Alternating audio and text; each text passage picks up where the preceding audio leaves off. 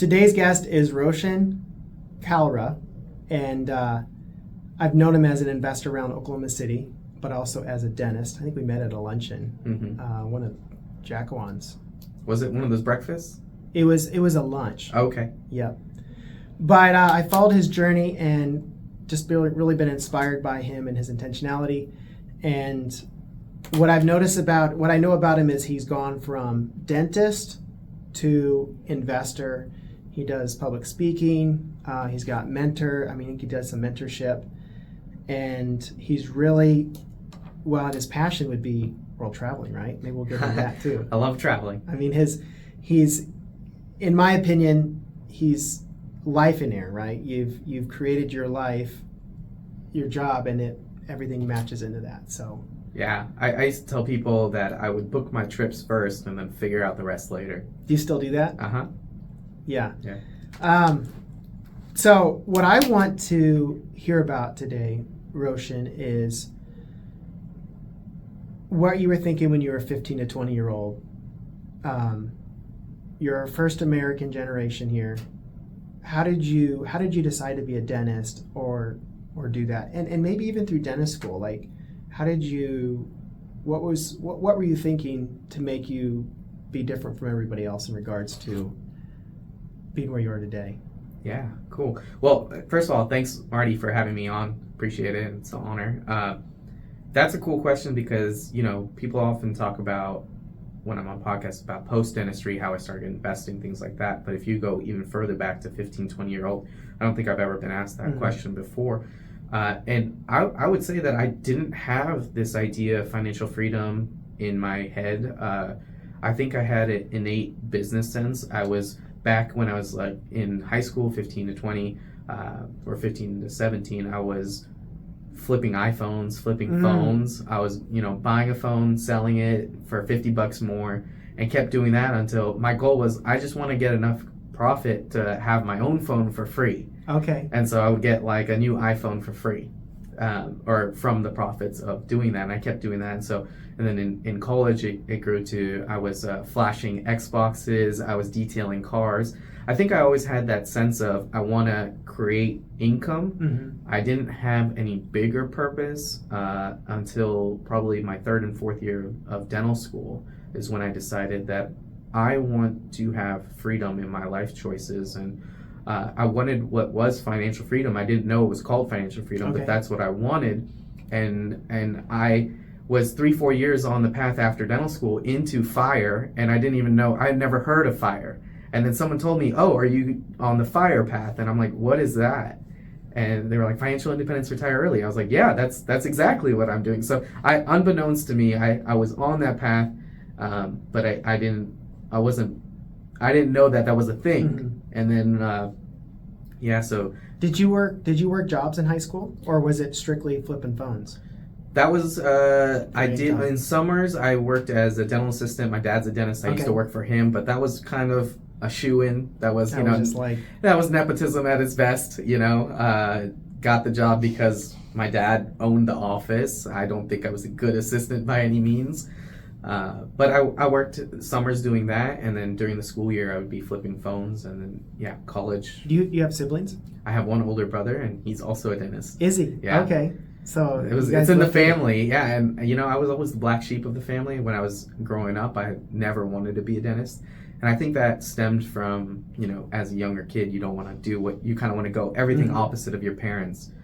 And then in third or fourth year of college, I probably my third year of college, I realized that if I was to do medical school, it would be 4 years of college, 4 years of medical school, 3 years of residency, and 1 to 3 years of fellowship if I wanted to be a specialized doctor. And I was like, that is just way too long. Dental school is also long. It's 4 years of college and then 4 years of dental school.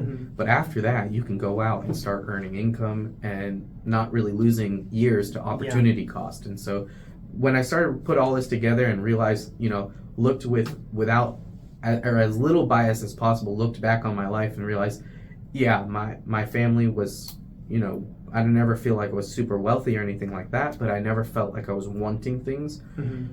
So I definitely grew up with like the silver spoon or the silver platter. And I was like, this is awesome.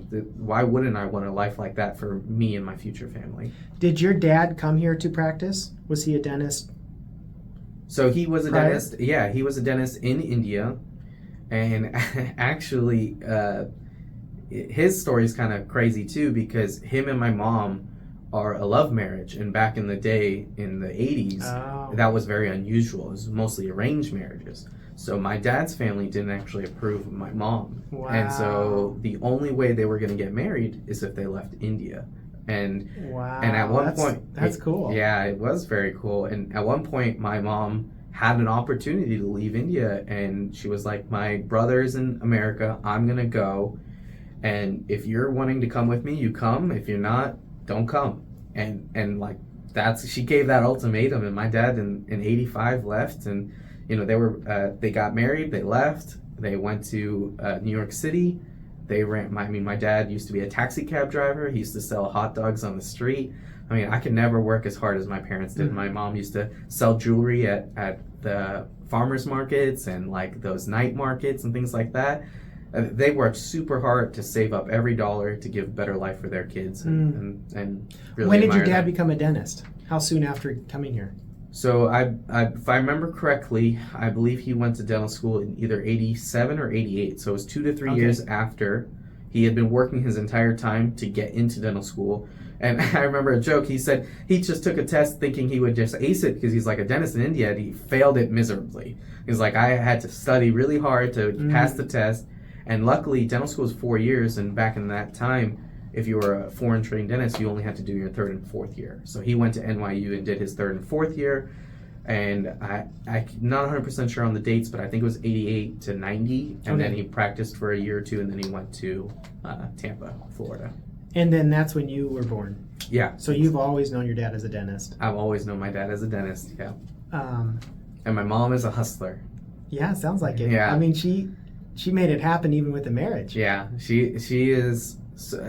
like her determination and willpower is unbelievable.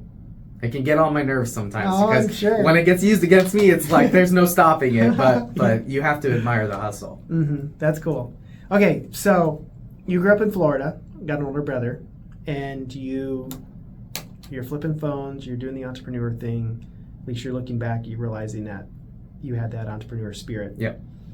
You go to college, you shift to become a dentist because you just realized what dad gave me was a great thing. Mm-hmm. And why waste your life becoming a doctor in a sense? Yeah, why waste all those years?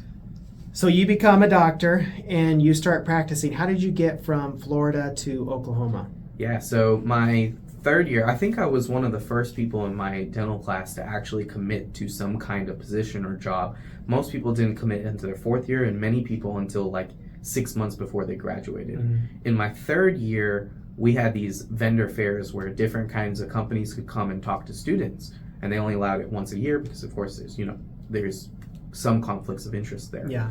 But I met with this one guy. He owned a Comfort Dental office, which is a franchise office. It's different than a corporate office because you do own the office, and he was doing way better than I thought was possible. Mm-hmm. At that time, associate dentists were going to come out making $120,000, which, if you're listening to this and you think $120,000 is a lot of money, you're 100% correct. It is a lot of money. But then when you consider the fact that my dental school was $430,000, and your time. And my time that it spent it, 120 is a good amount of money, but it's not enough. Mm-hmm. It just is simply, it doesn't work economically. Mm-hmm. Not when your school loans could be earning that much interest, And so he was earning $350,000, and it just blew my mind. I thought that for sure he had to be doing something unethical. I thought like there's no way. And even my dad wasn't earning that kind of money, and he'd been a dentist for 20 years. So I went in and shadowed him in my 3rd year, and for a whole week, I was like, if he's doing something unethical, I'm going to be here for a whole week. For 66 hours that they were open, I was there in the office, just looking high, like just around their shoulder, asking questions, things like that. I'm like, if there's something wrong, I'm going to find out. Come to find out, no. They just work really hard. They work extremely efficiently, and and they take care of the low to middle income classes. Okay. And so there's no lack of patience, right? And Sure. so when you have all of that work to get done and you work super efficiently, you can earn $300,000, $400,000, and it's not insanely difficult to do so. And so once I saw that, I committed. I told him, yes, I'm going to come to Oklahoma. That's where he was. If he was in Alaska, I would have been in Alaska, you know. So he moved me to Oklahoma, and my first job out of dental school was my very own practice. 3 months out of dental school, I owned my own office, never worked as an associate or an employee of someone else. And it went, Was that scary? Tell me about that. Yeah, it was super scary. I was $750,000 in debt without having earned my first paycheck. So really $120,000, not going to go anywhere. And it's all on your shoulders. All on my shoulders, yeah. And so that was definitely very scary, but I thought that and I think this was good thinking back in the day, and seeing it in the future, I was like, yes, I think that was a wise way to think, was that I was young enough where if I made a big mistake, I could still get over it and go over those obstacles and fix whatever mistakes I made because I had time on my side. Sure. And so, yeah, I felt like that was, I had to do it, otherwise I would always regret it. And then come to Oklahoma, start doing pretty well, and find out real estate's really great. And, you know, started my practice October 1st, 2017, and my first real estate purchase was May of 2018. Didn't wait long. When did you get married? I got married in, oh my gosh, you're putting me on the spot here. Either 2021 or 2020. I could tell you when we started dating. It was, it was November of 2016, October of 2016. Our marriage was November of, I believe, 2020. So you started dating before you started your practice? Yeah. So we started dating. I moved to Oklahoma. We just said she would stay in Florida because it was a pretty relatively new relationship. We hadn't been even dating a year, and didn't want to feel like I'm uprooting her out of her family and her job. And what if I don't even know if I like her yet. It's 8 months into our relationship. And so come to find out 5 months later, we're doing a long distance thing, and it just becomes, let's not talk about if you're going to come. Let's just talk about when you're going to come. And then the very next month she moved, and then we've been together since. That's cool. There's also a certain fearlessness that comes when we're young. I think some of it's just because we're naive. But I do want to kind of tap into that.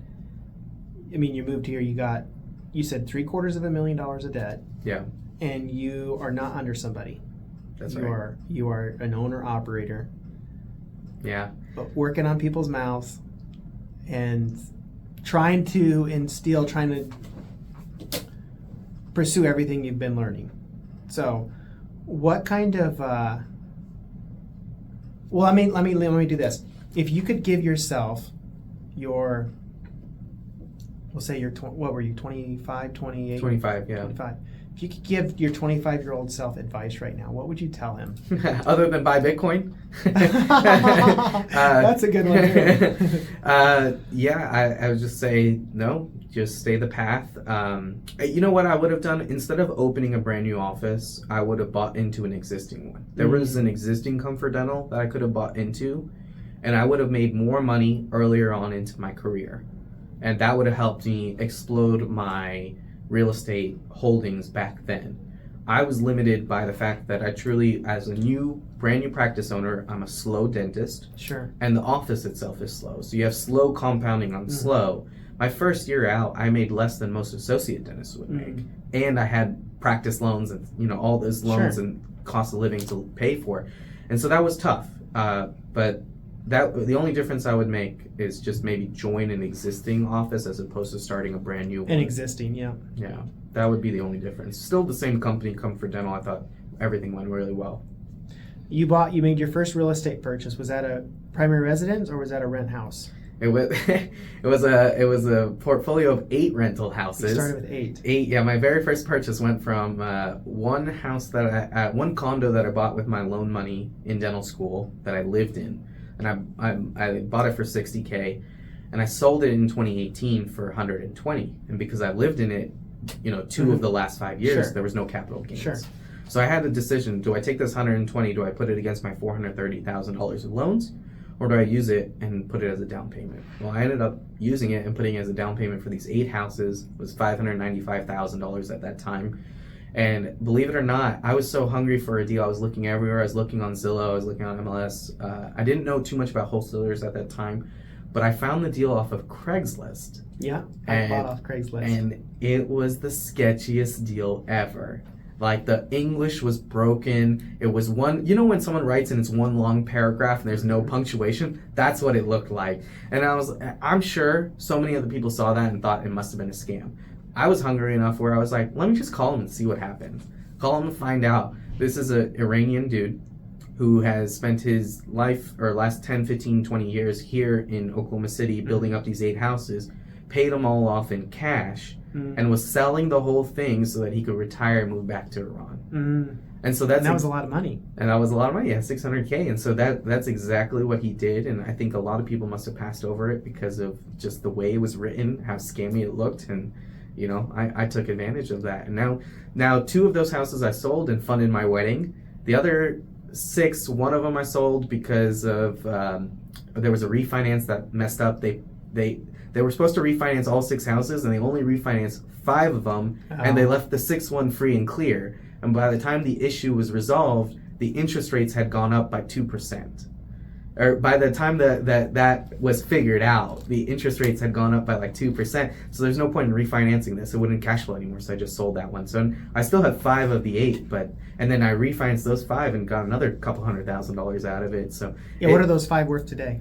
Something like, if I had to guess, probably like 900 to 1.1, somewhere around there. 5 of them. Mm-hmm. Yeah, there were. So you've sold 3, paid for your wedding, took some other money. One of them I got, like 70, 80K cash from, and then the other 5.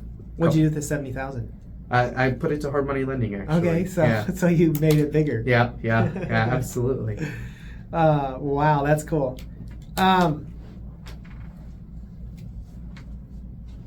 I know you do a lot. I know you're continuing to press in and do more and more and more. At what point was that the pivotal point for you when you realized that, like, there's things bigger than real estate? I mean, things bigger than dentistry, or had you already picked up on that? I mean, was that purchase of 8 homes or was it? I'm sure there was a learning curve, right? Yeah. So my 3rd and 4th year of dental school, when I decided I would join in that Comfort Dental, I had this Excel spreadsheet of my projections of income and how I would allocate it. Pretty much, you know, I'd make 180 or 200, and how much would taxes would be, and how much would living costs be, how much could I invest every year. I had done that for like the next 8 years.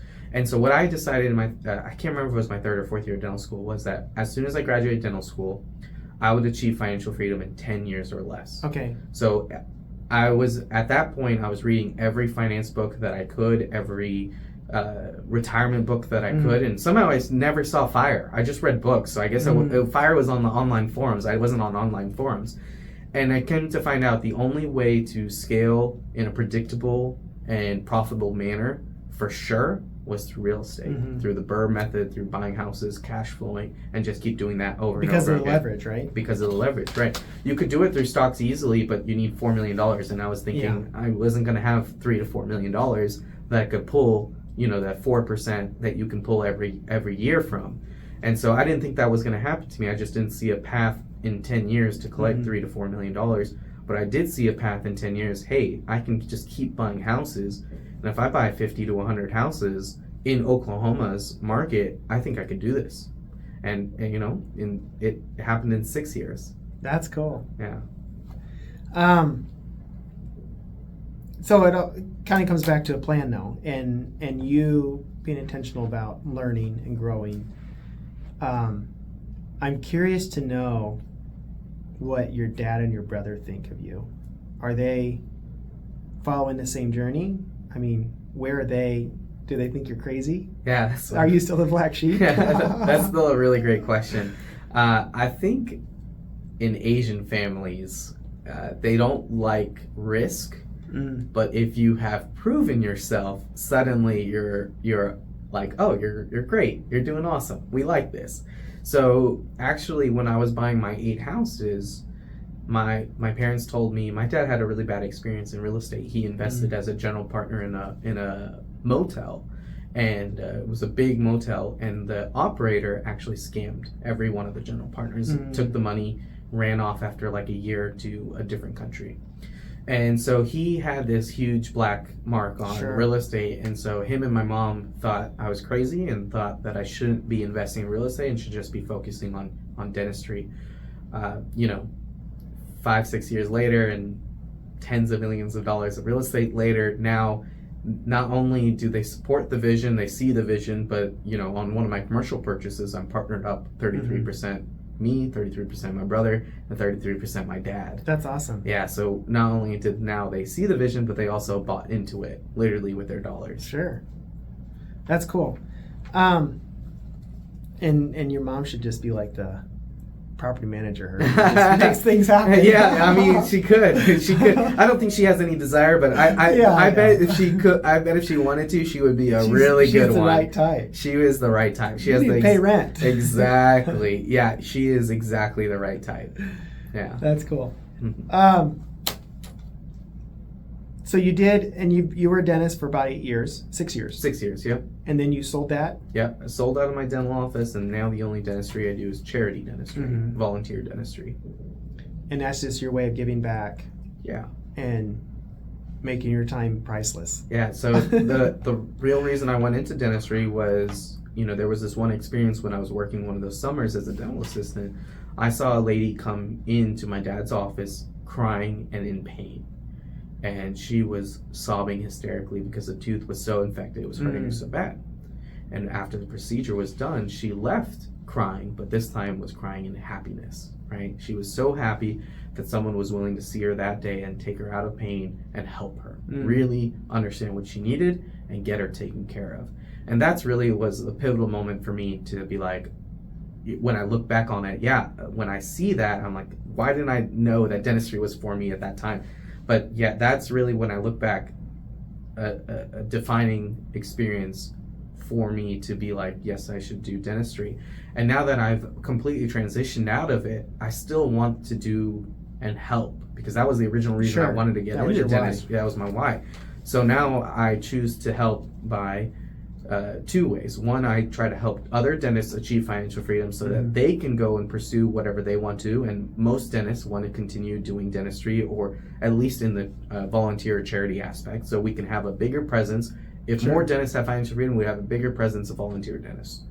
And second, I'd go through and do volunteer dentistry on my own. There's a place called Good Shepherd. I think they just changed their name to Crossings Midtown, and they're in Midtown, as the name suggests, and I go and volunteer there every once in a while, and I try to do a mission trip every year. What on the mission trip? Where do you guys go? It's usually just somewhere that would be poverty stricken and in need of dentists. Most often I've gone to Jamaica, but not the parts of Jamaica that we go to. It's because Jamaica is very tourist. Yeah. And so then there's then you slums. go inland, yes, and it's people living in huts and you know concrete buildings and things like cinder block buildings, and those people don't even have the means to go to the dentist, let alone pay for a dentist. So we go there, we work in a church, it's 95 degrees, we're all sweltering hot, like heat stroke is a real thing. We're bending and breaking our backs while they're in a church pew, so no one has proper seating position, or like there's no lights. It's very much on your head. It's very much a very difficult week of dentistry, but the more difficult it is, the more rewarding it is. Sure, yeah. And that's how usually it is, the harder, the bigger the reward, the happier we are to be giving. Absolutely.